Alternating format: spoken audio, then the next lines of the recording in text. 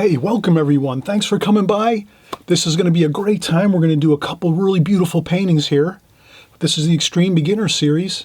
And of course, as we're learning in the Extreme Beginner Series, we don't have to go out and spend thousands of dollars on materials, and art tools, brushes, all that kind of stuff. If you're just starting out, start out real humble. Get yourself a real simple set. We'll show you what set that is. Actually, I'll just quickly cover that. This is a Prang watercolor set, oval 16. So it's Prang oval 16. It's semi-moist paints.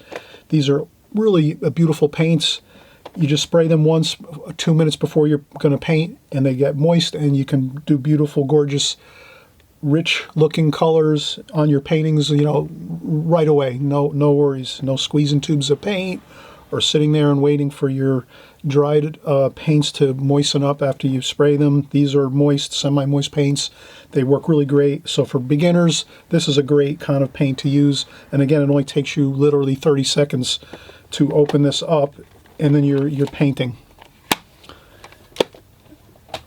Now, the second thing is we're going to do two beautiful paintings. This is more of like a Western, kind of like a scene here, a deserty type looking scene. Landscape painting, lots of water, glazing technique. We're going to cover what the glazing technique is and how you can really utilize it to capitalize on your watercolors. It's a real fun technique, and a lot of watercolor artists use the glazing technique. And in my teaching, I'm always teaching you both the glazing technique, and here we use the alla prima method. I teach you both of these all of the time. I mix it up constantly, so you learn both, and this way you can use either one, or you can mix them together however you see fit. So once you start to paint after 6 months to a year, you'll be able to use both methods interchangeably anytime you want. So this first one, just really tons of fun, and we spend most of this tutorial on this painting because it's a little more intensive with the lots of water, glazing technique. We have to let things dry a couple times. This here, vase of flowers. This is alla prima, and again, we're just going to go in and start painting with the vase, the shadows, and then the flowers, and leaf forms, and so forth. And then lastly, we add in some little bits of color along the back of the table and the wall behind. So this one goes quicker. It's a little more fun, lighter. We do more work, intensive work on this painting, and then we lighten it up at the end and just do more of a simple painting for ourselves. So let's have fun. Let's get started. And again, I want to thank everyone for coming by. Thanks for joining. Thanks for leaving your great comments and letting me know you're starting out in the beginning now. And we're just going to cover everything for you step by step. So this way there's no confusion as you start your watercolor painting, drawing and painting. You're going to have primarily two things to do. One, practice your drawing, and I'll cover that on subsequent videos. I'll be doing drawing videos constantly, so you can just draw along with me, and that'll be your drawing time. So we'll do it together, so you don't have to feel like you're out there on your own doing it by yourself. I'll work with you. We'll do it together, get our drawings done every week, and then we'll do our paintings also during the week. So as long as we're doing our drawings, and then we're doing our drawings and paintings once a week, on a weekly basis, you'll pick everything up, and you'll just continually progress and get better and better, and your paintings will look much better as you go each week and each month that goes by. Okay, so we'll start in just a second. All right, everybody, we're getting back started here. We just saw the finished paintings. We did two paintings. Now we're just going to kind of reverse engineer everything. So you saw the finished works that we did, the compositions, just now in the beginning of the video. Now we're just going to kind of go over how I did it, part by, piece by piece, part by part.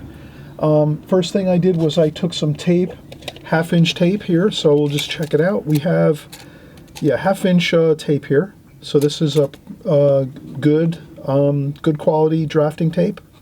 So drafting tape, artist tape, it works great if you can use a good quality tape. This way it'll be much more less likely to tear up the paper fibers along the outside edges where you tape. So that's just one thing to remember. Rolls of tape, they last pretty long. I usually buy a roll of tape like this, and it lasts me maybe 6 months, I guess, or so. So, but it's a good quality drafting tape, goes a long way. One of those things where you kind of have to weigh out the options when you're purchasing your art supplies. Some things you may not need to, invest too much money in things. Other things you want to buy maybe a little more quality because it goes a lot further. So a good Pro makes really great artist tape. This is the one I use mainly because, again, it's got great tackiness properties where it doesn't rip the paper up, and it also does a nice job of sealing out the water. And there's other tapes. I find the easiest tape to get, and I use this a lot, is the frog tape. Frog tape. You can get this at any of the big box stores, like the home improvement stores, like Lowe's, Home Depot, places like that. They have tons of this. There's different colors: green, purple, yellow, blue. Some of them have different tackiness levels. So some of them are very, very easy on the paper. Some might be a little more tough on your paper. But I think the green and the purple work great. Also, the yellow works really great. So you have to check out and read the labels when you buy your tape at the big box stores. But this goes a long way too. This I've had for like a year. So this frog tape works great. So there we go. We have that. And you can get it in various thicknesses. This is a 1/2 inch. I don't know if you can get the frog tape in this thickness though. The artist tape, the Pro Art tape, drafting tape actually comes in this fine thickness here, 1/2 inch. It also, you can get it in, I think, even like 1/4 inch. So you can even get thinner than that. You can get 1/4 inch drafting tape. The frog tape, I think this is the thinnest you can find in the frog tape at the home improvement stores, and that might be fine. You can use this to do your borders around your paintings. This should be fine. I'll use this. It looks better on camera, so when I'm making videos for you, I like to make sure I do a great job of doing my videos. I don't want to make things look a little bit unpleasant with colored tape, so I'll use this. So all I'm going to do is just go around the border one time, like so, with the tape. This just gives us a border around the outside edge, and I just tape it as I go. Just right around. This is a 9x12 paper, and I'm using the Strathmore. This is a very inexpensive but really, really good quality Strathmore watercolor paper. So I use this for like if you're a beginner, you're just starting out and you don't want to go out and buy the really expensive watercolor paper, although you should try it once in a while. Just go out and buy maybe one sheet of really, really expensive paper for maybe like $5, really, really good stuff. You can ask your salespeople at the art store. Say you want to try a really, really good watercolor paper, but you just want to try one sheet. Then you can bring it back to your studio, or at home you can trim it into smaller pieces and you can work on it and you can see the difference. But this is, for beginners, this is great. Strathmore watercolor, it's the yellow 300 series, and it does a great job. So we'll continue on here, and again, as beginners, we're extreme beginners now. We're going to just chalk it up to, we all have to start at the beginning, and in the beginning we don't even know if we're going to continue painting and drawing. We might not like it. Most of you will continue to paint and draw, I'm sure that, but maybe a few of you might say, you know what, this is not for me. I'm going to try oil painting or pastels or acrylic paintings, acrylic painting. So some of you are going to probably drift off and do some other stuff. That's fine. Charcoals, just ink drawings, maybe, whatever. There's all kinds of different art stuff. You can do sculpture. Maybe you just want to do sculpture, maybe, and just start working with clay and doing sculpture. Who knows? Or ceramics or something. So there's all kinds of great stuff you can do with art. It's not just painting, but here on this channel, we're doing everything watercolor. So there we have it. Outside border done. Now we're going to create 2 sections to this. So then all we do next is we can just divide this in half. So this was 12. So we go 6. That's the halfway point. And let me just we'll take 2 pieces of tape. So we'll just go one there. And we'll do another one right next to it. And then that gives us the two borders in the center that we need, like that. So this way when we peel up this tape, it's going to give us a 1/2 inch border around all of the paper, and then the double wide in the middle is so that we have a 1/2 inch border on each of these on both sides, if that makes sense. And we can just draw a pencil line down there so we can kind of see. And then let's do a border around our rectangles like that, just so we can kind of see the borders on camera. We're working within this rectangle. That's where all the action is, within the rectangle. So you're working in a rectangle or a square as an artist, you're drawing your painting, you're really lucky. You're kind of really lucky as an artist. You just have this one area. It's not like you're having to deal with a mile or something, or a ball field. You're working in this small area. The largest you're going to probably work in is like a 24 by 36 inches. So sometimes, yes, you'll get a large piece of paper maybe and work on that, but again, 24 inches by 36 inches, still you're really focused in on a small area, which is really good. So as artists, we're really lucky. We don't have to. It's not like we're let's say an architect, they might have to design a city or something. So you can imagine they got to deal with miles of information. We just have this one small area.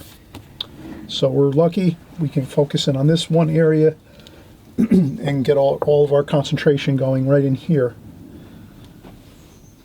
So, okay, I'm going to do this. I'm going to stop the tape now, take a quick break, because we've been working quite a bit. We did our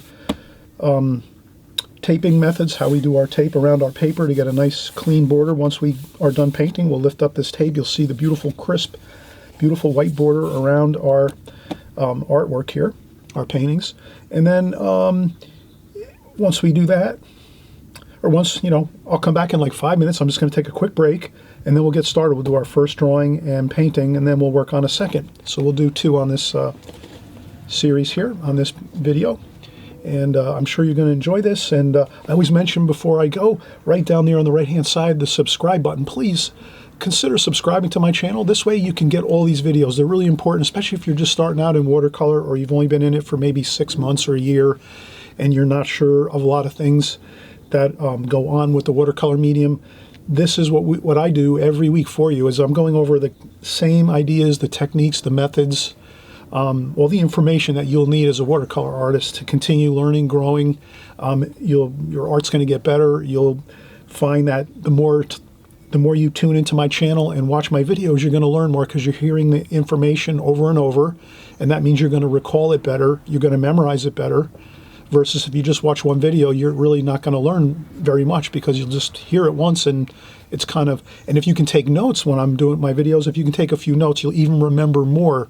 So if you start a little notebook or just maybe a little sketch pad and you start writing down some key concepts that we're doing here, again, that'll even lock in this information into your memory much better, so that again, when you're working on your paintings at home, in your studio, in your kitchen table, or your living room, wherever you're working, outdoors in the backyard or at a park, wherever you like to paint and draw and have a great time with your art, you're going to remember all these things much more if you're watching on a consistent basis. And that's really why I say, if you subscribe and you even hit the notification bells, you'll be notified exactly when a new video that we create comes out, and you'll be learning again a lot of new information, and the same information too, over and over and over, which is going to be great. You'll remember it a lot better. You'll be able to recall it much quicker. So when you're, watercolor is a fast medium, is it not a fast medium, right? You put some paint on the paper, next thing you know, it's drying up. You have to be quick. So if you're going to be, you're working with a quick medium like watercolor, you have to have a lot of this stuff committed to memory. The techniques and methods, so that you're never going to be second guessing what you need to do. It's pretty much you're always knowing what you got to do, and you got to do it quick and move through your paintings with a good rapid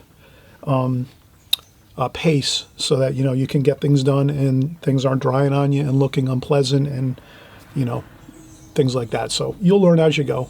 But I'm going to take a break. I'll be right back. We'll start our drawing and paintings. Okay, be right back.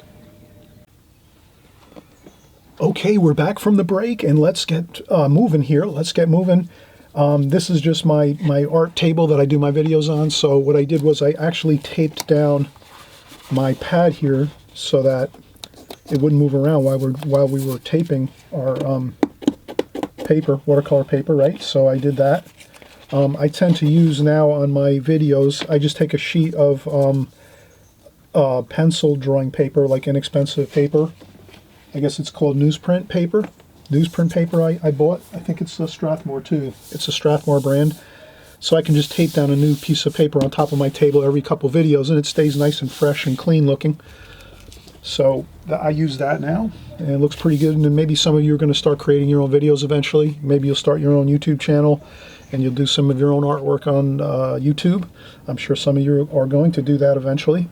So being that, being the case, I'm just going to kind of show you how I'm doing things here. So that's my art table. I've got the art paper on there now. I just have my camera on a stand over the top of the table here. So we have our paper here. Then I'm going to set up my palette. So I'll bring my palette over here. And then I'll just kind of center it in the camera. The thing is, we're only going to work on one side at a time on the painting. So let's do this. Let's try to get this in like that. Maybe I'll zoom in a little, like that.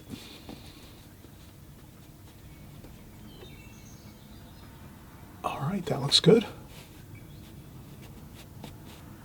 Okay, perfect. And I'll cover this side with a piece of printer paper. This way, if we splash anything over here, it's not going to ruin our other fresh piece of paper over here that we're going to work on next after this.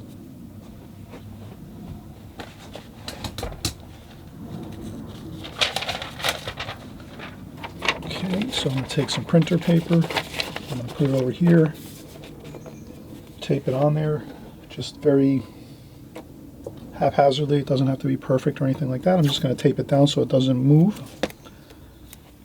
So I'll just do one there. And then now essentially we're pretty much set up to draw and paint. And we have this protected over here, this side of the paper. I just have to tape this down a little better on this side over here. For this I usually use a little thicker tape.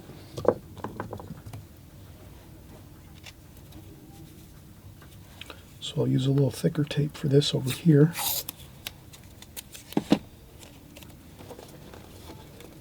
And this is sort of off camera, but I'm just taping this pad down so it doesn't move too much, and I need to tape this down a little bit too. Okay, so we have that taped down. This is a little more we need. I always like to get everything really super secure when I'm doing videos especially, or even painting. So whether you're painting or you're making a video too, if you're going to do some YouTube videos eventually, you want to tape everything really good and secure so that nothing slides around and moves around, because that looks awful on camera when there's stuff sliding around. It almost looks like you're on a ship and stuff's moving around, and doesn't, kind of not great for video. So let me back this out just a little bit here. I want to get that palette in there so we can see this, all the mixtures that we're doing with the paints here. And I'll tape my palette down too as well, just a little bit, just so it doesn't slide around and move around. Very important. So that we're going to do. I put 2 pieces of tape on my palette just so it doesn't move around too much. This is good and secure, you can see, so everything is nice and secure, taped down. And we're ready to create some interesting paintings right now. We'll cover our brushes as we go. I'm going to use a retractable pencil. So I'm going to use a number 9 retractable pencil here. I think I'm just going to improvise here.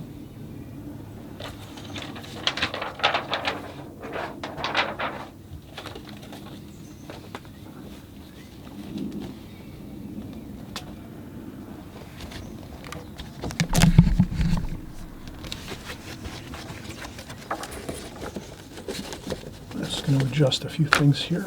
Okay, so This is going to be a portrait style. So again, we always just talk about quickly. We talk about when we're drawing and painting in watercolor, you can orient. You can take your paper and set it up in a landscape fashion like this, rectangular, horizontally like this, the long side at the bottom and top, and the short side of the paper like this. This is your landscape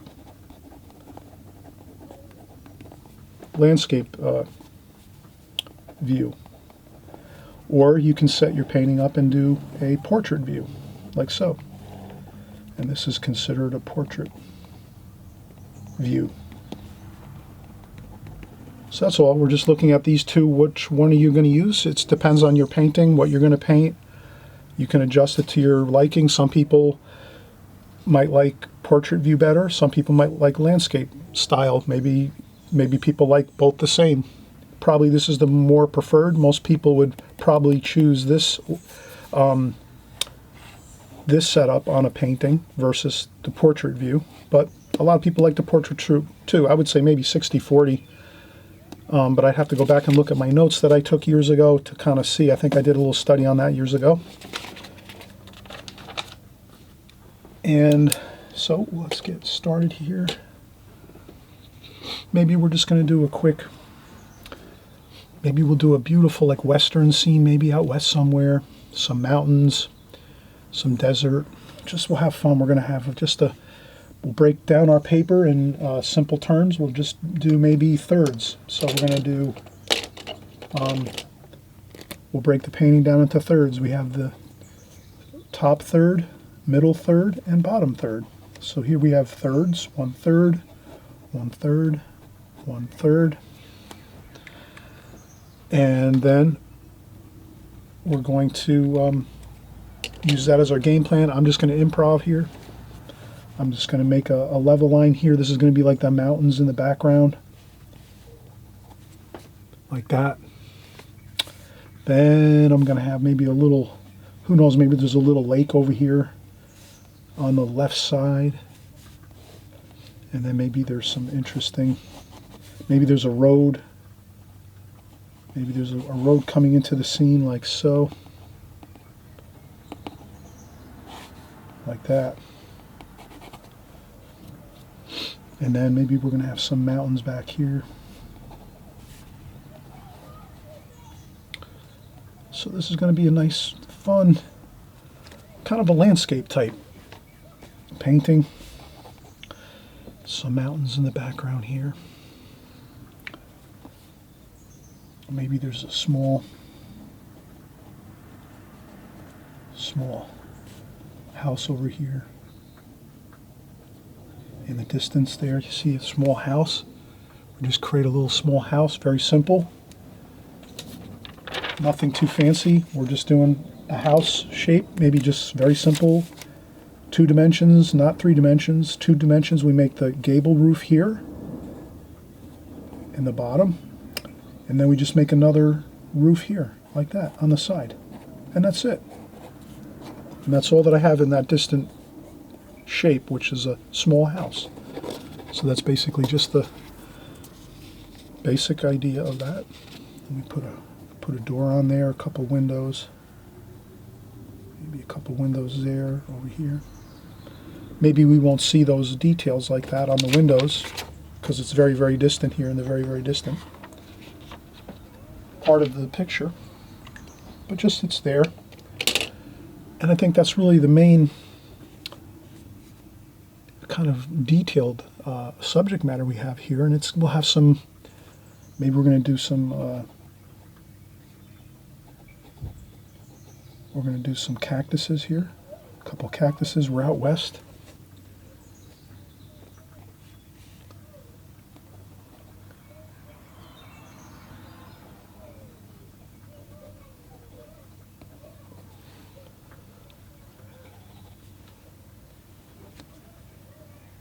And to try to get a little more distance in the picture, I might make this a little smaller.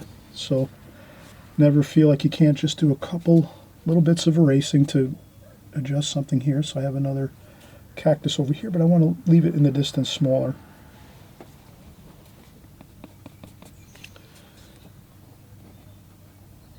that. One over here on the right-hand side, a little larger. And we have some lines for the roadway and some grass and things over here. We'll have a little bit of brush and weeds and things here in the foreground. We'll have a nice, big, beautiful western sky. We'll mix up some blues for that and some golds. We're going to have fun with our color mixtures here.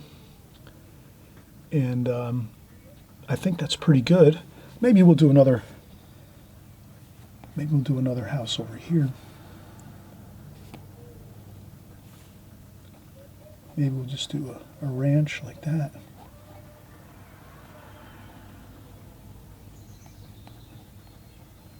Okay, and again, this type of shape.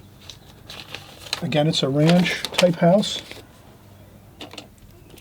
And that's just maybe like that. Kind of a ranch house, maybe with a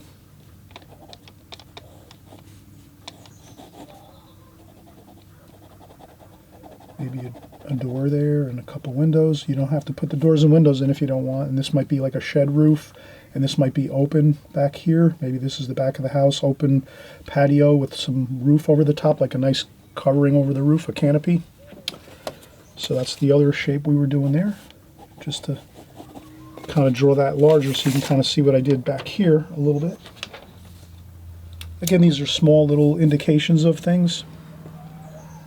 This one seems like it's too large, so I'm going to make this smaller. Again, don't feel like you can't change things. I'm going to change, and I'm improvising. That's why I'm doing a little more erasing. If I was drawing from a picture or a photograph, it might be easier. I might have nailed these quicker. But when you're doing improvising, which is great to do, and please do lots of improvising. Sometimes when you're improvising, then you have to change a little bit. You have to maybe do a little erasing. So here, I made this too big. This house should be further in the distance than this over here. So that's why I'm making it smaller like that. So this looks better now. This one looks a little bit larger, a little closer. Even though it's not a lot, it's still closer. This is a little bit more distant. Who knows, maybe we'll make maybe we'll do a windmill here. We'll do a windmill tower like that, and we'll just indications. Don't try to draw this perfect. If you can just get the basic gist of it, you can kind of see what I did there. My windmill is it's kind of small here. The windmill, it's basically just a little bit of almost like a lighthouse with some X's in there, and then the wind fans here for the wind, and then a very skinny triangle like that. So if you come up with something, anything looking like this, you're going to be fine. And there you have it.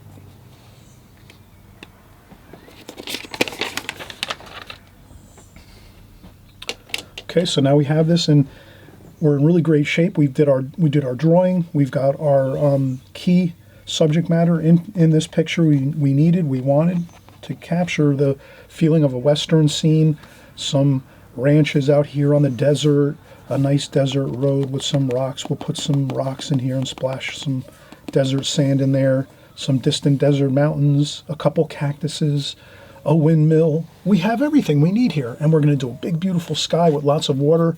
So you're going to see how we're going to just do this real simply. And again, the whole part of this is just the whole thing of this is have fun with this. Don't stress over it. I kind of showed you the drawings, like simple drawings of the houses here and the windmill. So, you know, those things there, maybe you can practice it 2 or 3 times first. You can draw that 2 or 3 times first, practice a few of them first. Then you draw in that subject matter into your watercolor painting after you've drawn those a few times, just to get yourself familiar with the shapes a little bit. And the more you draw these shapes, like the more you draw houses or windmills or cactuses or whatever it is you're drawing, the more times you draw it, the better it'll be, the easier it'll be to draw it and draw it effectively, and so that it looks good. So that's all you have to remember, is repetition is the mother of skill. The more you repeat something in your drawing skills, the more you repeat something over and over, the better it's going to look. So if you practice 100 small houses like this one or this one, and you do 100 of each of these, after drawing 100 of these on a piece of scrap paper for maybe maybe a couple times a week, you draw 5 or 10 at a time. After a couple weeks, you'll be pretty confident when you go to draw like a small house or ranch type structure, because you've done it so many times. You're just going to go in there and do it. It makes a lot of sense, doesn't it? Repetition, the more we do something over and over, the easier it becomes, and it gets locked into your mind, and you have a much easier time of just doing it effectively. So let's continue to practice our drawing. Let's continue on with this painting. Let's start the painting process next. I just want to take a quick break, and then we'll come right back and we'll start painting. All right, hey, we're getting back up to speed here. We're going to be doing our painting now. So let's take the approach of, we're going to just take a pause for a minute here and think about, okay, how are we going to do our washes here? What kind of method are we going to use for this painting? And I would say our best method here is going to be the glazing technique. So you'll hear me talk about this all the time on my channel, the glazing technique and the alla prima technique. Alla prima would be, we're going to go in and just maybe start doing the darkest darks in the painting. And then after we're done with the darkest darks, we go in and we do the lighter washes, and maybe finish up with the very, very super light washes as we go. And we really don't necessarily have to let washes dry so much. We can kind of work through the painting all at one time. So if you're someone that likes to paint for like a half an hour, 45 minutes to an hour straight, and you don't really need to take breaks, let's say, alla primas, maybe it works good. So, but for this painting, the glazing technique is really the real optimum way to paint this. And the reason I say that is because we're going to do a really beautiful watery sky and some really warm and cool colors everywhere, blue and gold in the sky. And then we're going to bring those colors down into the foreground for this. And then we're going to let that dry 100% and then go back in and do our dark details throughout this painting. So the key to this is just, we take a pause before we go in and start painting, and just think about how we'd like to do this. You could try this in both methods. Maybe you could try this in alla prima, which is just start in one place and just start painting with mostly your darks, and then you work around until finally you do your lighter washes last, maybe your sky washes last. Or we're going to do this here in the glazing technique, and that's, we're going to start with our light washes, our really watery, really heavily watery, type washes on top of this paper as we go. First, let it dry. We could blow dry it, and then we come back and do our darker darks and do some of the details of this painting. So you'll see the glazing technique here, and see how it works. And it does work really well. And again, we're going to work with our same brushes that we use on a consistent basis. We're not going with top of the line brushes. We're going to use some of these. I have these are Princeton brushes, Princeton art brushes, and I'm using a 5/8 flat brush here. So that's one brush I'd like to use for this painting. And also, I think I'm going to find a couple more that might look pretty good with this. Let's try.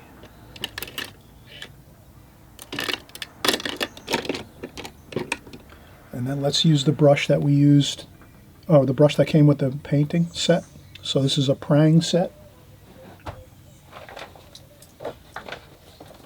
Again, we don't have to spend $100 on a really expensive packet of watercolor paints. The tube paints, we use this Oval 16. It's by Prang, Oval 16. And you can see here that we have plenty of great color. This is easy. You just open this up, spritz a little water on there, and you are ready to paint. No more fussing around, especially if you're a beginner and you're just starting out in watercolor. You really don't want the hassle of squeezing paints out into the palette with your tubes, and that's a mess. It takes a lot of time. If you're just starting out, you want to keep it real simple. You just have one of these prang sets or something similar to this where you just open it up, spritz some water on there, and you're ready to go. And it doesn't cost a fortune either, which is great. Hey, when I first started watercolor, I was doing the same thing too. I was trying to figure out, I can't afford to, spend $100 every time I go to the art store. So I was, trying to save on some money and stick with a budget, and that I did. Then after a while, I started getting some more brushes and, more expensive things. I'd ask for things at Christmas time and at my birthday, so I'd get an expensive brush on my birthday from one of my family members, or an expensive palette from one of my family members at Christmas time or whatever. So it's always good. Takes time to build up some really good tools for watercolor, but you just do it a little bit at a time. So now we're going to have fresh, clean water. So this is fresh, clean water. And then we're just going to add a bunch of water right onto the paper right here like this on the top portion of the sky. Doesn't have to be a ton of water, but you just want to get some water onto the paper. And then I'm going to carefully bring it on down into the mountains, which is fine. Then once I get to the ground area, I just want to leave some lights where this road is here. So this little strip of roadway, I'm going to leave that white paper, and I'm not going to actually add water to that. I'm going to let that just be. And I'm not going to actually add water over here either. I want to leave a light patch of like a 7.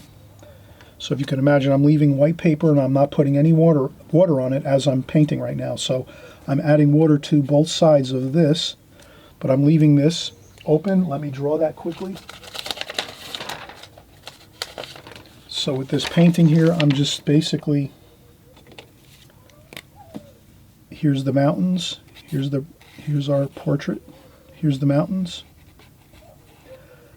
I'm wetting all this area up here of the sky and in the mountains. I'm wetting that with water, but I'm leaving a patch of like the number 7 here, like so. I'm leaving this dry. I'm not putting any water here, and then I'm putting more water over here and over here too.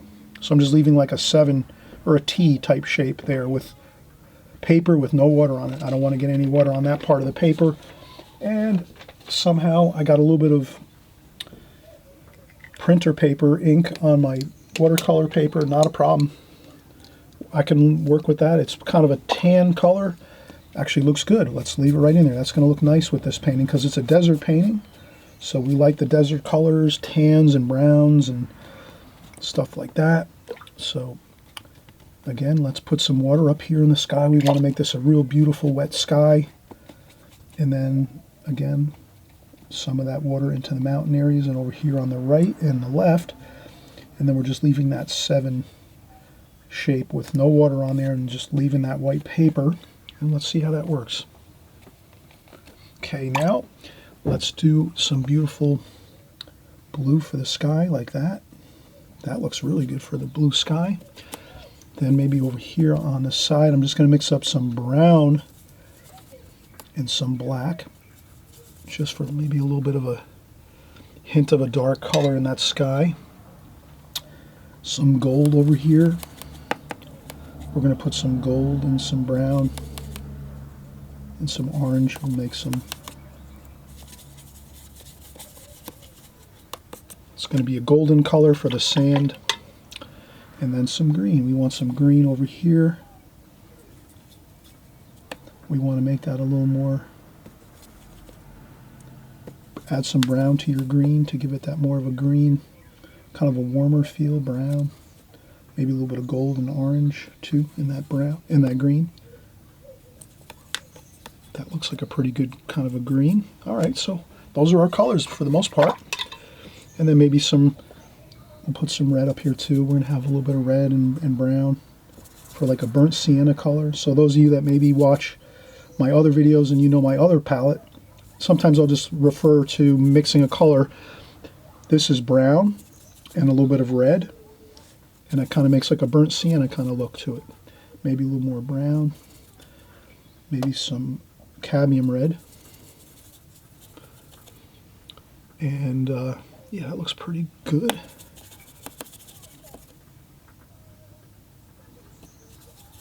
Okay, there we go.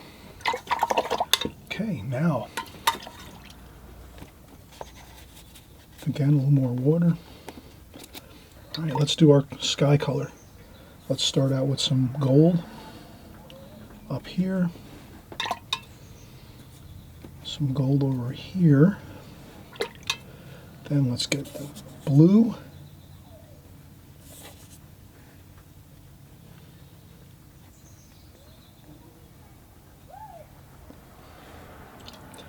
And we'll just let that flow down the paper. Look at how good that looks.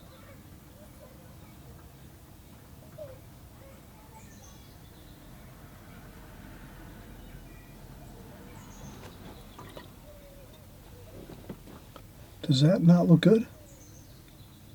Look at that. We're just letting the water and the paint do all the work. We're not doing much work here. We're just getting it on the paper. We pre-wet the paper again. You saw how we did that. There we go. And then maybe we'll just take a little bit of dark here. And maybe add a little more of that blue. I want to get that a little darker because it dries lighter. Remember that watercolor always dries lighter. So if you can kind of put it on darker a little bit than you think it is, it'll wind up turning out good. If you go too sparingly, it's going to be too light of a color, a tonal value. So add in, don't be afraid, add in some of that darker dark, and then I'm just adding in a touch of that black mixed with a little bit of brown. Just a little dark spot, maybe that's a little rain cloud up there, a happy rain cloud floating above.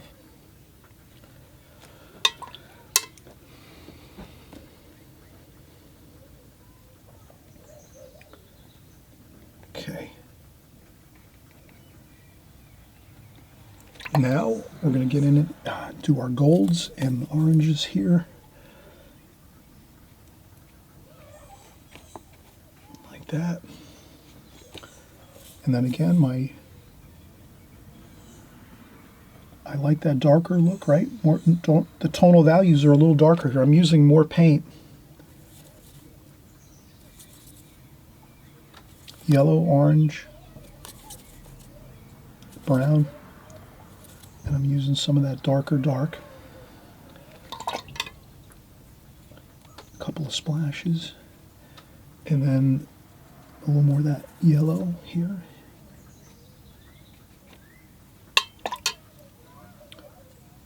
A little bit of that lemony yellow here. Let's add a little bit of that. But I want to keep this kind of that 7 shape looking good, where that white paper is. And if you have to lift up a little bit of the water, you can see that water's kind of paper towel, like that. Then we could take our round brush that we have. We could take that round brush and we just carefully go in. Now that we've got the main colors on our paper, we're just going to look around and we're going to say the sunlight's coming from this direction. So we're just going to make sure I'm going to splash on some sand kind of a feel. So I'm just taking my brush, adding a little bit of this paint here, and just doing some splashing. If you see that,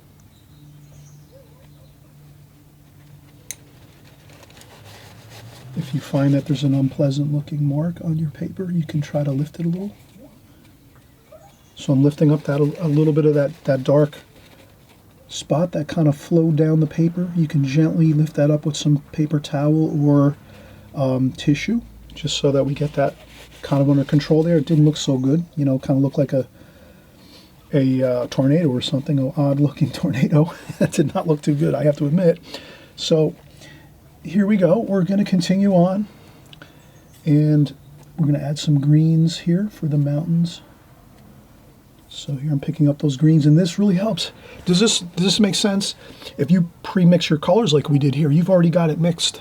So then when you put the water on the paper and you start working, it's a lot easier because you're kind of flowing and you got everything working for you. You got all your colors already mixed, and then now you're just going back and forth, and you've got everything under control. If you were to try to start mixing this once you put the water on the paper and you start painting, and then you're going in here and trying to figure out what colors you're going to mix, it'll never work that way. You have to really get your colors out first. Does that make sense? Get your colors out, mixed up first here over this way on your palette. Then you start your painting. You add your water on, and then you just start using your water or your paints and bringing it over to your paper and adding it on here and getting it onto the paper. So that's exactly what we're doing. There's no real mystery to this. This is not rocket science. This is watercolors, and if you just stick with the methods that we teach here on my channel, you're going to have a fun time with watercolors, and I think you'll agree that if it's fun for you, you're going to keep painting, having a great time, and that's the main thing I want, is everyone to continue painting, because you can have such a great time with watercolor. You can take watercolors with you on vacation. You have a little scrapbook and a sketchbook with you. You bring it on vacation with your palette. You can do some paintings. It's great. You have a little memory sketchbook of memories of vacations, or if you go and visit somewhere, or if you just want to go out for any given weekend and go out and around where you live and do a couple little small paintings, you'll have so much fun with it. And, you know, not only are you painting and drawing all the time at home in your studio or in your place where you live, you know, you might be working at your kitchen table or in your, you know, on your easy chair, you know, maybe in an office, home office or something, or maybe you're on the road a lot traveling and you're doing some stuff in your room where when you have some time. Whatever the case is, I know everyone out there has different situations, but the main thing is, if you're having fun with it, you can incorporate it and make it a part of your life, and then it becomes much more meaningful and fun, and you will be much more likely to keep painting and having a great time with it versus giving up on it. And so that's why I try to give you as much information as I can. So here you can see I'm just adding in some warmer colors to the greens here in the mountains, and I think we're pretty much, and again, the less fussing you can do with this, the better it's going to look. So you can see I didn't do a lot of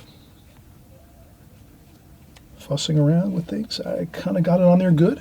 I left some of that white paper, and what I think now is the best thing, let's take a break and let this dry a little bit. You can see the paper's buckled, and let's let this dry, and then we're going to come in and do some details over the top of the dry paper. I'm going to use a blow dryer to blow dry this off.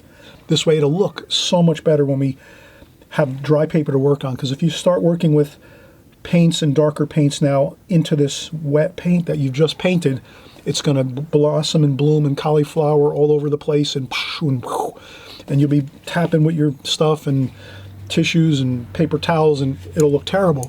So the main thing is, if you can just get this done in 2 glazings. The first glazing, the lighter washes like we did here. You see how I did that? You see how I did this little dark cloud here? That looks pretty good.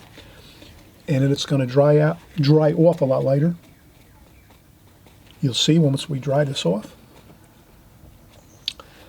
And you let this dry, blow dry it, or let it dry for like a couple hours, and then you come back over and you do your final details of your distant houses here, your ranch.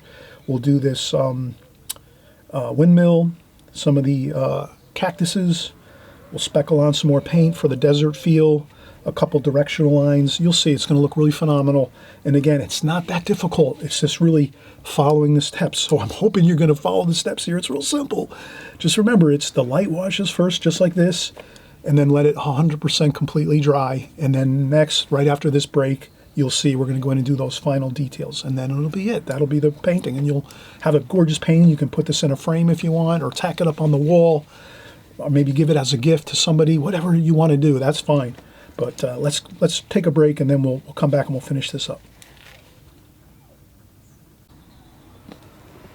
Okay, we're getting back up to speed here. We took a break. We took a blow dryer. We dried off our painting. It was super wet. We used tons of water on this. We let that water flow down there. The colors, all the water and colors. Wow, it just flowed on down the paper. We made sure to leave our white paper in that 7 shape, as you can see. We wanted to leave some of that white paper there so we didn't wet that part of the paper, but we wet the other sky areas, mountains. We wet the foreground here on both sides, but again, we left that bit of white paper for the ranch houses here and then that little bit of roadway here. So this way we have that nice little 7 shape. That looks really good. And now we're going to go in and do some darks to finish up our painting here. And it looks really good so far. Now the key is not to go overboard with too much detail. Let's just sort of think things through here and say to ourselves, all right, we've got the majority of the watercolor on the paper. So once we have that kind of fact situated in our mind, now we can just say, all right, we need some darks, some really dark darks, but we don't want to use much water at all. We actually don't want to use any water at all. We might just give this a spritz. Just a quick spritz there, and we're going to get some darks. And we already have a dark over here. We made this over here. This was a black, our black and some brown mixture, so that's going to be good. We have some red here too, kind of like that nice kind of that clay red kind of look. So let's start working our colors in here, our darks. Let's start out with our tower here. We have a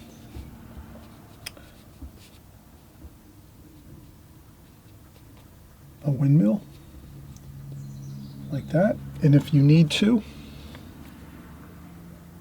sometimes you can even incorporate a small Sharpie pen or something to do some, no one's going to see that. If you're doing some really dark darks, like with dark black paint, brown and black paint mixed, you won't see the Sharpie. You won't be able to tell the difference that I use a little bit of a Sharpie marker here. So do that sometimes. If you're painting and you see, wow, I can get away with using a little bit of Sharpie marker in this painting, do it. And here, we're just going to do some marks like a wheel, a fan, the fan blades coming out, and then we had that little shape like this. So there, I accomplished what I needed to with my Sharpie marker, so I didn't have to suffer through that with a brush that cannot get that kind of detail. We need that really fine detail, right, of those steel cross members in this windmill. Now, if we tried to go in there and do that with this paintbrush, I don't think we could accomplish it. It would look really messy and not look good at all. So that's why try to have a little bit of a backup plan. So always know you can bust out your Sharpie marker and use it in a painting if it's going to work. And like I said, if you're mixing darks anyway, black and brown, really super darks, you can put this in your painting. No one's ever going to notice that. Okay, and then we'll put that red spot maybe here just to give it a little color. Maybe another little dab of red there like that, just to give it a little excitement. And then we'll do some more, maybe some green and dark black and green, dark black and green. This black in this set is super dark. It is really just a touch of this dark black from this Prang set here. It really goes a long way. So let's try this and let's get the dark black and red. Let's do our cactus here.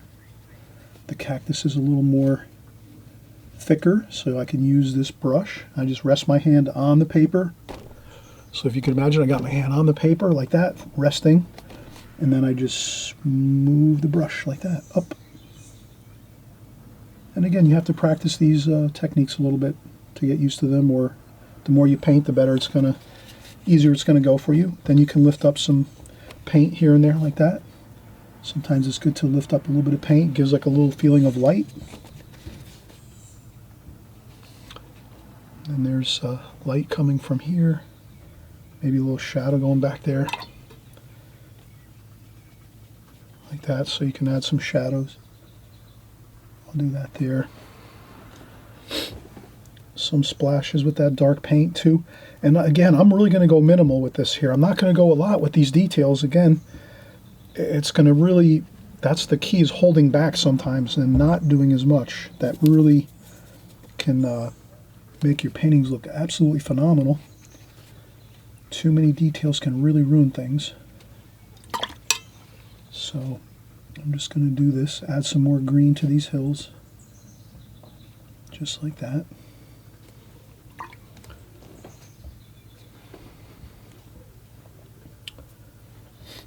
And there's some darker hills here. So I'm just flicking on the paint there, I'm getting it on. And I'm going around this ranch house here. You can see. Like that. And you can lift up a little bit of paint there if you need to, or here and there. Trying to get some of those mountains in the background, kind of undulating back there. Then we can go with some of that darker paint around this area. Some green, some green, some green, and maybe some brown. So sometimes you just mix up a little bit of paint here and there. So that's a little bit of the green there around this area. There's maybe some trees and so forth. And I think we're getting a little bit of a power surge here. My lights are flickering. I think there's a solar flare going on right now from the sun. So we have to cope with that. And again, some more splashes. And we could add a little door, maybe a happy door on this little house here. Maybe another door on this ranch house. A couple windows. We can maybe shape out this roof a little better. Like that. A couple bushes there. And again, you want to go very sparingly with details. Maybe a little bit of blue over here. That lemon yellow.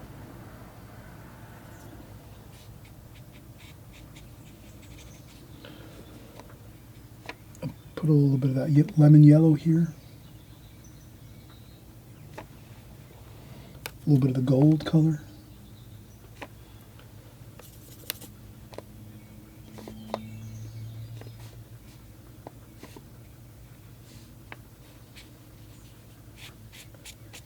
Okay, I think that's good for the for these distant hills. I think we have it. We don't want to go, again, too much details can really cause a problem.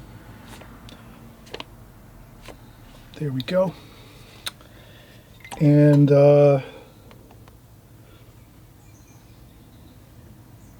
maybe a little bit of gold on this roof, like that. Maybe a little bit of gold over here on this side. There we go. And you can see very sparingly details. And then now, maybe we're going to take some red and we're just going to have maybe a couple of marks here on the paper.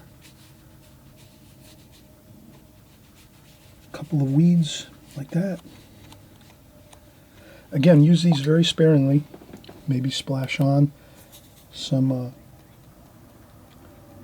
very lightly splash on over here in the foreground for the sand and that sand type of feel. And there's a little bit of,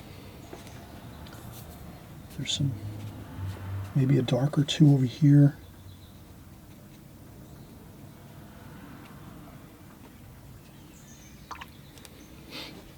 Once this dries a little bit, you might be able to scratch out a couple lights.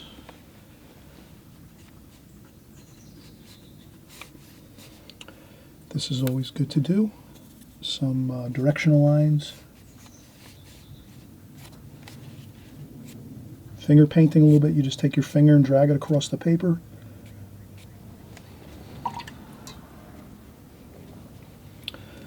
You could add some greens to this in the foreground.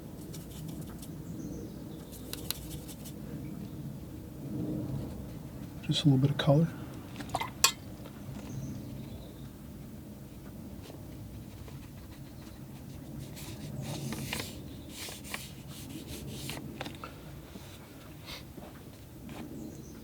You could scratch out a few lights like that with your thumbnail, or you can use a anything you might have that you think like the. Sometimes I use chopsticks. I have chopsticks that I use all the time. I use them to do some scratch marks. So I just have a chopstick and then I use a small knife and I just make a little point on it. So you can make some really nice details like that for yourself. Some highlights like so. And I think that's good. I think we really have gotten all the detail we want to get in there. We don't want to, again, go overboard. Too much detail will ruin a painting, that is for certain. So always remember, you can always go back in a day or two later and think to yourself, oh, maybe I'll add something later. Better to tell yourself you're going to add in things later, but stop short of finishing your painting versus keep adding things in. Then it's too much stuff in the painting and it looks distracting. So you can kind of see I didn't do much detail here. I did enough that, so let's peel off our tape, take a look. And we're going to do another painting just in a few minutes. We're going to continue on with this, but we just wanted to get our first painting done here and see how this looks. And certainly this looks really nice. It looks pleasant. It looks like a positive, pleasant painting. Tons of beautiful water washes, that really gorgeous signature look of a watercolor with tons of water on there. And a gorgeous scene, a desert scene here. We got beautiful desert houses, some ranches, and we have ourselves a windmill and a couple. We have a nice looking cactus there and some brush and weeds in the foregrounds. Here we scratch out a few lights when we paint over that dark paint. Then we scratch out a few lights after it sits for about a minute, 30 to 60 seconds. You can scratch out a few lights like that. And I think that really looks good. You can always sometimes too do a little bit of finger painting. You can blend out some stuff if it looks too. I went over onto my edge here on my where I taped this off, but that's okay. We put a mat over the top of this anyway to finish it off and put it in a frame. So if it comes out really good, everybody, put a mat on it and frame it. Why not? Set it up in your house, maybe give it as a gift, whatever. All right, so we're done with our first painting here. I think it looks really good. I'm thinking you're agreeing with me. It looks really good, and I'm sure you've done a great job completing this painting as well. And I'm sure you'll try it again, even maybe 2 or 3 times you'll work on this to get the right effects and the right look you need. And we'll start with another painting in just a few minutes. I'm going to take a break, and we'll come right back. We'll clean up our palette, and we'll start with a new painting. Maybe we'll do something a little different, maybe a shore scene or some flowers. I'm going to think about it when I take my break, and we'll come back and start another one. Okay, we just changed our setup, so now we're going to do our second painting. We're just going to do a real simple flower arrangement in a flower pot. We'll keep it real simple. We worked really hard on our first painting, so that desertscape scene that we painted, that took us a lot of time. We went through a lot of different methods and procedures. Let's keep this a more simple painting right now. So we'll kind of start out with just a simple idea. Maybe we'll have a table about 1/3 up. We'll have a table across here. I'll just make a line, and I'm using the other side of the paper. We started out with the one side of our paper where we did our desertscape, Western style landscape painting over here. And now we're going to use the other side that we already had pre-taped. Maybe I just need to tape down my palette here, which I did not do. Let's do that. So sometimes it's good not to overwork and do too much, Maybe at times we'll do a more difficult, challenging painting, and then we can then change it up and do more of a simple painting.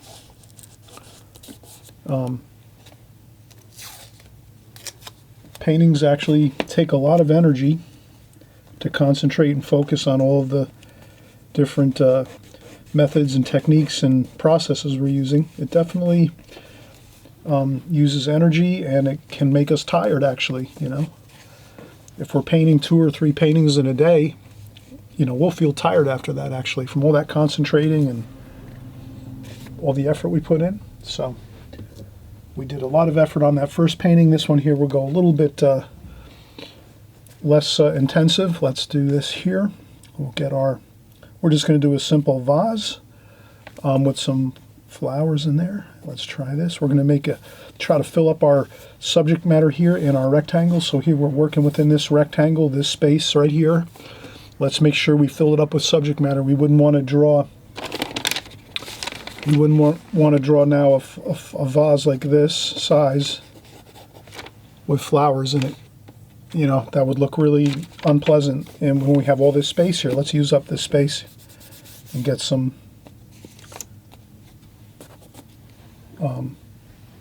good amount of subject matter in our picture frame, our rectangle. And I'm going to just tape this down a little more too as well.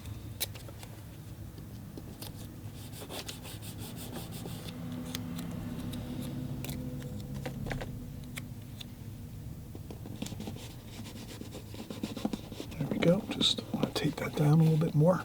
Perfect. Okay. So now I'm just going to go up and I'm going to do this. I'm going to contour draw, which means I'm just going to start in one spot and then just continually draw as I go. And I'm going to try to do some flower shapes over here.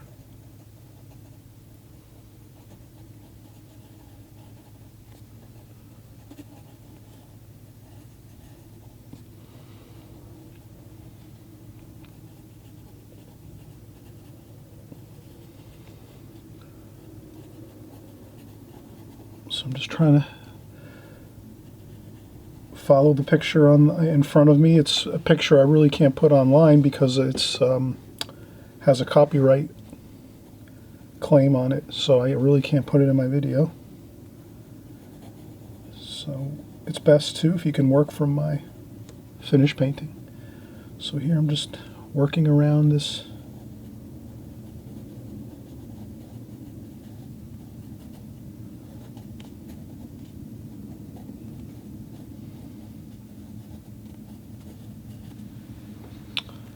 There we go, and we're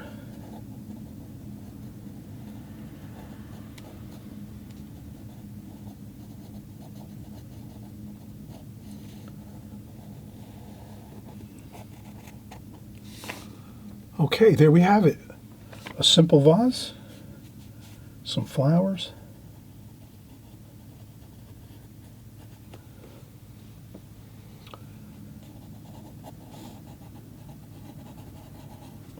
couple more stems and leaves forms here. I think that looks pretty good.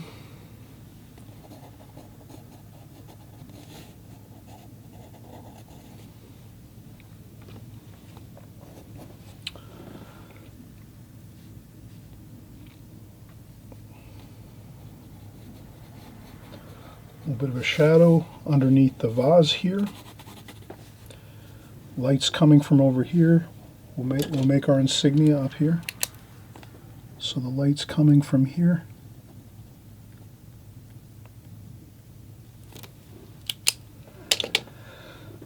Okay, looks good. Maybe we'll just erase a few lines here and there if we want, just to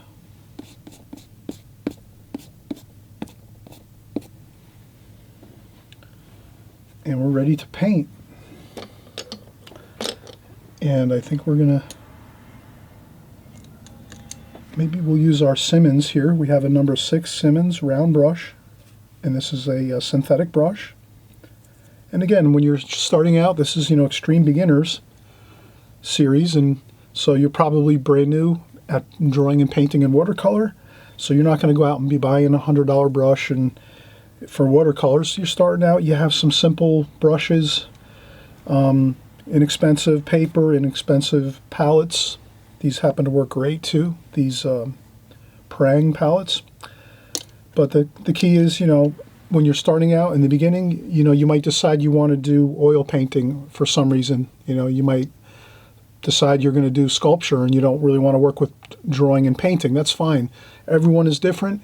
Sometimes in your art endeavors, you might decide you want to change up and do something different, maybe pastels. There's so many different things you can really get interested in and learn about with art, photography. There's just so many. So always remember, keep your options open. Don't feel you're locked into something. Maybe it may not be for you, painting, drawing and painting in watercolor. I think most of you can do it, and most of you would actually do really well at it. But you have to, really have that, really desire for it, that excitement about it. And if you feel that little bit of magic and excitement, then you just keep going and keep going. And then eventually you'll start to pick up more and whatever. But, in the beginning you start off humble and minimal things. You don't have to invest too much in it. And so I'm ready to go here. I got my brush we're going to use, some fresh water in our water pail. And then this here we're going to do alla prima. We'll paint this all at the same time. We're not really going to do any glazings. The first painting we did the glazing technique, recall. We did the whole painting in a light wash. Then we went over with our subsequent darker washes. This we're going to do alla prima, which means we're just going to go in and start painting. And probably starting with more of the darker colors, the darker tonal values, and then work out and finish up with some lighter tonal values in the painting. So I'm going to go with some, let's see, we're going to use some purple and some red. So I'm going to try to mix a little bit of a light pink color for some pink flowers, light pink flowers, a little bit of purple in there. Put some purple up here. We're going to keep this a light painting too. It's going to be very light. We're not going to probably be going in and doing a lot of darks in here. Some, but not too many. Okay, so we've got that pink. Looks good. Maybe for the vase we use some orange and gold. Yellow and orange. Maybe a little touch of red too.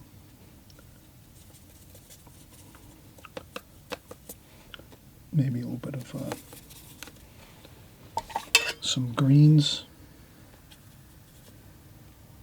So we'll just mix up some greens over here. We can, a little bit of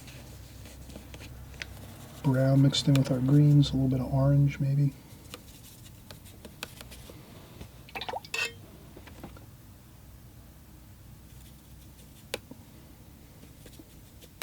Okay, that's looking pretty good. I'm just going to get my apron on.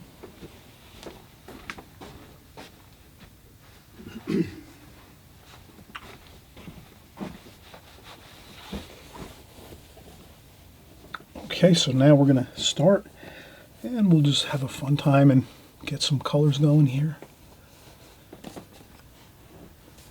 And again, maybe some more of that green up there with some gold and green, yellow and green. That looks pretty good. Maybe some blue.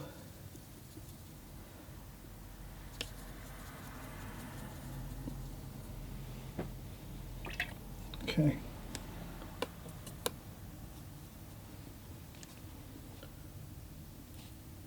Okay, I'll do a leaf form here. And another maybe over here.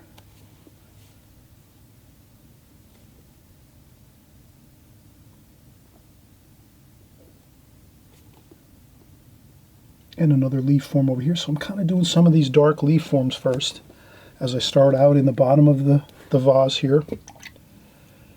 And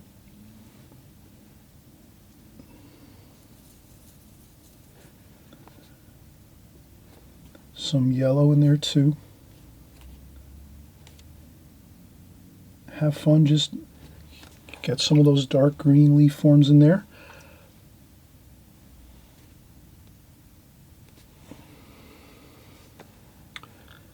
Maybe some of that orange, or we're going to start going in and doing some of that orange color for the vase.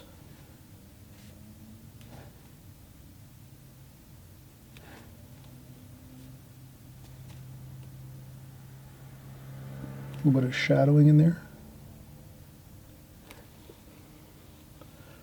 So I'm doing the shadow color underneath the green leaf forms for the vase.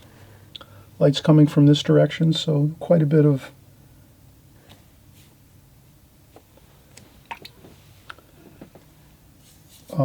shadow into there. And then we're going to just do some orange and dark orange, light orange. We'll make this vase colorful.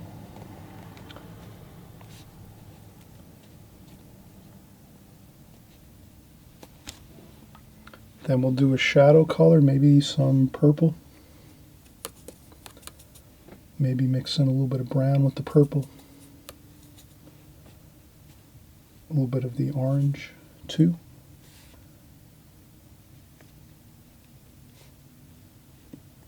And there we have it. A good definite shadow there for the vase, and then as it projects outwards where the other flowers are, we just make it a little lighter. More water, less dark. We don't want it as dark now. We kind of have the vase of flowers like so, like that. And then we can go back in and add a little bit of that purple for the darker area here. It's a little darker next to the vase. Then it starts to get lighter as the shadows move outwards. They get lighter. And then again here we'll add some more of that purple straight out of the paint pan here. I'm not mixing any water into this, just straight paint. Want to get some shadow under there. And I think the key with this is colors. We're really excited about the colors here. Aren't the colors great? Wow, look at that. We're mixing all the colors together. You can mix them a little different if you want. I'm going to splash a little bit of the pink color in there. Same thing in the vase. And then I'm going to start doing some of those pink flowers here.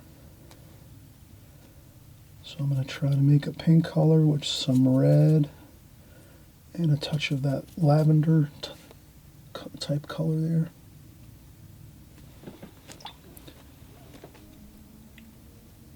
There we go.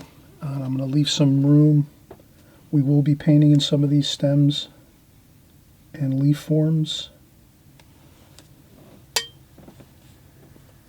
Maybe some of that purple over here. A little bit of splashing.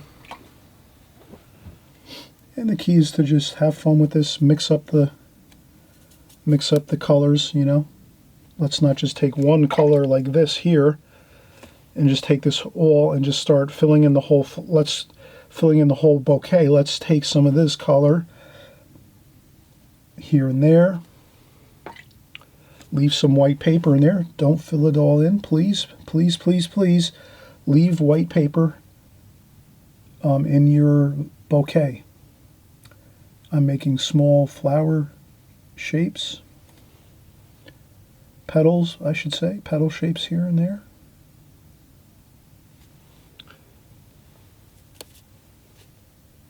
And then at the top of the flowers, I want them to be lighter. So I'm going to use lighter washes there and here and there. Okay, so I left a lot of white paper. Let's go back in and get some of our greens. Plenty of greens all mixed around here. And we'll start doing some greens here and there. Just kind of mix them in. Follow the pencil drawing we did. So we did some of that pencil drawing. Very important to get that pencil drawing in, right? This way you have like a blueprint for yourself underneath as you're painting. Then you can kind of say, all right, I got to make sure I stick with my game plan here.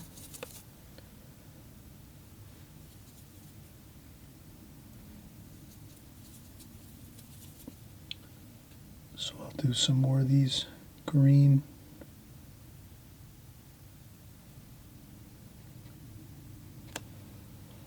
flower shapes, and then this one here, maybe I'll go, you can just go off and grab another green color here. Maybe I'll just dip into that and see what happens. Look at that. Wow, nice. It's a lighter green. See that?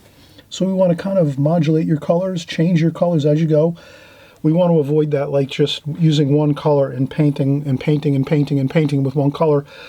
You can see how it's really good. We'll mix, we get our colors out on the palette first. So you saw how we started out. We got some colors, some greens with browns, some greens up here with some oranges. We use some straight paint right out of the palette to get some really bright greens. We mixed all the purples and oranges and yellows and here for the vase. So I'm constantly trying to use the whole enchilada here, right? Let's use the whole gamut of colors here in our palette if we can. Let's use a lot of them. Warm and cool, warm and cool. We want to always have that mantra. Warm and cool, warm and cool. We just wouldn't want to make this all a purple vase, purple flowers, purple shadows. Next thing you know, all we have is purple. That would not look good at all. What makes this look exciting is all the mixtures of colors, and that's all you have to remember. Use plenty of color. You can't go wrong with using too much color. You know, especially in the beginning. Have fun. Just use lots of colors. Get them out there on the palette, mix them out, look at them, say, yeah, that looks pretty good. The greens are for the leaves and the twigs and things like that, right? And leaf forms. We do that.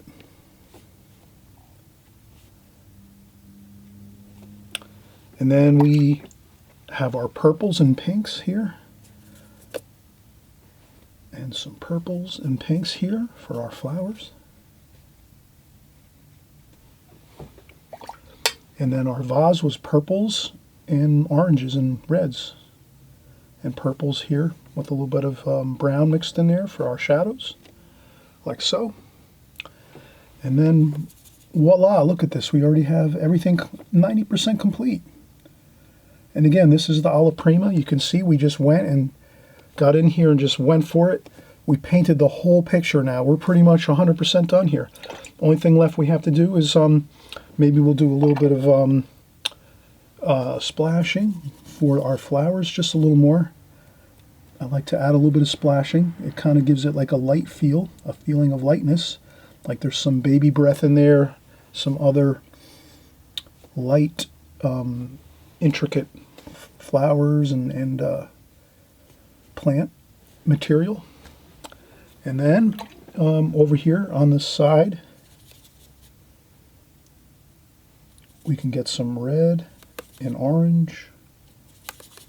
Maybe make a little bit of a color behind the table. So we're pretending that this is our table here, a white table, and then behind the white table we have a wall. And let's just say this wall is mixed with some mixtures of the colors we already used. And that's all we have to do. Add a little bit of that mixture we already used. Any of the colors, probably good to just mix a little bit of everything in there. Like that. A little bit of splashing. Rinse off the brush, dry off the brush a little bit on a tissue or a paper towel. So if I take a paper towel, I rinse my brush off, dry off some of the water on a paper towel or tissue, and then just lightly blend in the wash we just put on here so that it kind of fades up real lightly into the white paper. So this paper has this painting has lots of white paper in it. You know, we could splash around a little more warmth. Maybe some orange in here. Just scrub on a little bit of orange. Maybe that looks really good, that kind of warm feeling. So the wall behind the flowers is like a warm, maybe cool too. We'll put some purple in there. So some warm orange wash, just lightly. Damp brush, not too much water. Just scrub in a little bit of, so much light touch of orange. And maybe some of that red that's mixed in. A couple splashes. Maybe some purple. So then we'll take a little bit of coolness and use a purple. A couple splashes of purple. Maybe a little damp brush to move some of that purple around a little bit. So we have a wall here with some texture to it. And we can go in and get some purple here. If there's too much water floating on your paper, you can lift it up like that with a paper towel. That works really effectively, a paper towel. You just dip the edge of the paper towel right where the puddle is, and that puddle will just come right up, and then you can get more of your desired color in there. So I want to add a little powerful accent of purple there, and maybe a little bit of maybe red orange over here too, like that. Then maybe a little green mixed in there, like that. Same here, a little bit of green. So I'm just kind of dabbing that in. Maybe a little bit of yellow with that purple. And that will really make a good crisp edge along the back of that table. And I think that's, let's call this finished. This is a really beautiful flower painting. I hope you enjoyed this. We kept this one light, fresh, quick. We didn't spend a ton of time on this, but you can see you can get a really beautiful, flower painting done pretty quickly using some real beautiful techniques, just the alla prima technique. You're going in, you're starting, with a preset mix of colors you have in your palette already ready to go. So you're not trying to work and mix and work and mix. You get everything out on your palette. For the most part, you try to get most of what you need out on your palette, and then you start working from that. Then as you go, you can go straight into your paints without using any of this here, because you're essentially using the same colors all the time, so you don't get too worried with your colors and what to use, because you kind of just know, okay, I want a darker purple maybe for my flowers over here, maybe in a spot or two. When you can do that, you can go straight into that purple paint right there and do a couple little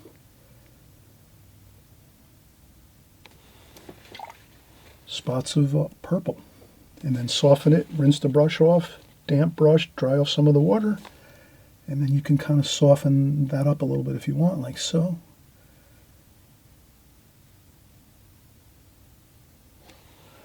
So you can do a little bit of adding some bits of interesting darks and lights here and there.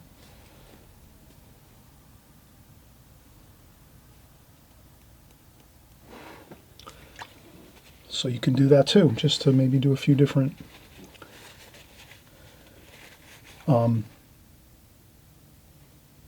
more exciting bursts of color. If you want to do that, that's fine. Once you kind of have everything in there the way you like it, then there's no reason why you can't add a couple of those little, accentuate things a little bit with a little more powerful color in there, which is just your straight paint right out of your pans, and not so much using some of this, which we've already mixed, and it's very light. It's not strong. This is a much more, can you see how that's a darker tonal value? That's how you get your darks. You're just going in and grabbing it right from your pan, from your wells, your paint wells. That's how you get the darks. And if you need the lighter washes, you're going in and mixing them here and adding a little water to it to get your lighter washes, like those over here in the on the wall here.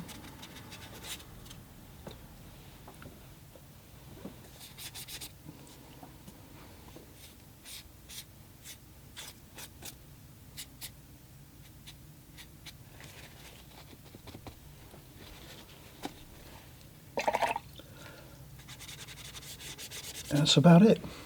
I hope you had a great time here. Again, thanks so much for coming by.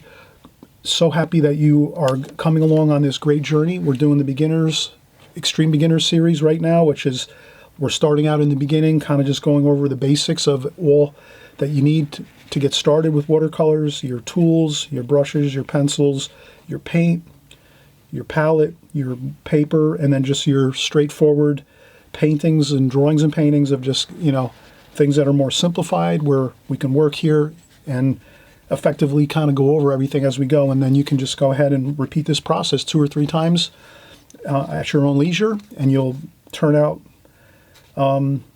beautiful paintings like this. A nice simple flower arrangement in a vase on a table, and that's really very simple, but yet it's still very beautiful, very colorful, has a nice feel to it, a nice light, good feeling of it. So we'll see you on the next video, everyone. Again, thanks for coming by. Thanks for subscribing.